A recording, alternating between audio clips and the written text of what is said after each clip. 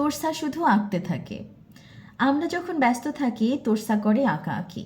এ ব্যাপারে সবাই মিত্র, তাই আঁকে সে দেয়াল চিত্র। বাদ যায় না ঘরের মেঝে, আঁকতে থাকে তীব্র তেজে। চেয়ার টেবিল ওয়ার্ড্রোবে, সূর্য ওঠে সূর্য ডোবে। আঁকে হাতি আঁকে ঘোড়া, আকাশ নদী ফুলের তোড়া। মায়ের বই বা নানার খাতা, তাতে আঁকে সজিনা পাতা। আর দৈনিক পত্রিকাতে তখন যে কি আঁকায় মাতে, কুল পায় না তাতে এঁকে খবরগুলো দেয় সে ঢেকে। যেন মহাকালের ডাকে রক্ত ঢাকে, অশ্রু ঢাকে। তোরসা ও তার খেলাধুলা। ঝুড়িতে বা বাক্সে বসে আছেও, থাক সে। আছে তার কল্পনা, তা তো মোটে অল্প না। এ ঝুড়িতে বসে বসে বিশ্বটা ফেলে চষে।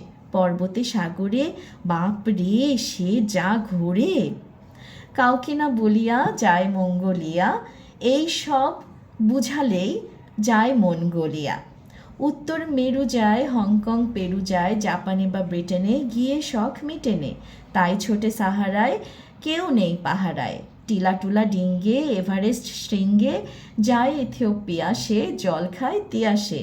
আর নানা ঢঙ্গে মেঘেদের সঙ্গে নীলাকাশ ঘুরে ফিরে ফিরে আসে বঙ্গে। ঝুড়িতে বা বাক্সে বসে আছে, থাক না, ওইখানে বসেই সে মেলে দিক পাখনা। আমার প্রিয় কবি এবং শ্রদ্ধেয় স্যার খালেদ হোসাইনের দুটি কবিতা পড়লাম। কবিতা দুটো তার নাতনি তোরসাকে নিয়ে লেখা। আশা করি ভালো লেগেছে।